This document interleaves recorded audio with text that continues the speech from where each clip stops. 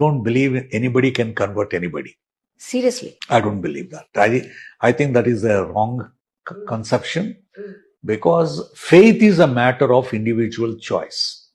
నేను రాముణ్ణి పూజిస్తానా, వెంకటేశ్వర స్వామిని పూజిస్తానా, క్రైస్తుని జీసస్ క్రైస్తుని పూజిస్తానా, లేకపోతే అల్లాని పూజిస్తానా అనేది is completely my choice, personal choice.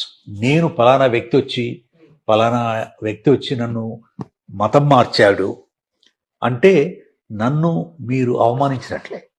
అంటే నాకు వ్యక్తిత్వం లేదా, నేను మనిషిని కాదా, నేను ఆలోచించలేనా, నాకు ఒక స్పృహ లేదా? సో నన్ను అంటే ఈ కన్వర్ట్ చేస్తున్నారు అని ప్రజలు చెప్పడం అనేది ఇది చాలా హీనమైన విషయం నా ఉద్దేశంలో.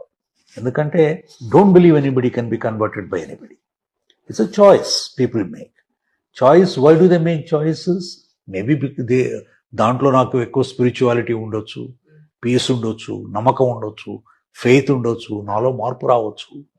So it is an individual choice. So I don't believe that somebody ఎవరో వచ్చి మనల్ని మతం మార్చేస్తున్నారు, ఈ మతం మార్చడం వలన మనం చాలా మనం తగ్గిపోతాం, మనం బలహీనపడిపోతాం అనుకునేది ఒక ఇన్సెక్యూరిటీ నుంచి వస్తుంది.